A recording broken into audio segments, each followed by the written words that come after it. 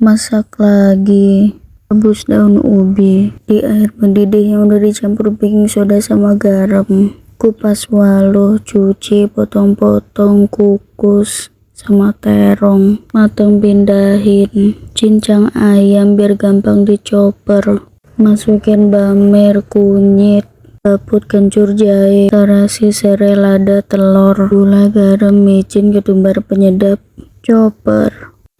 Parut kelapa, campur sama gilingan ayam, aduk rata, bulet-buletin, bentuk, goreng, balik, matang, angkat, piringin.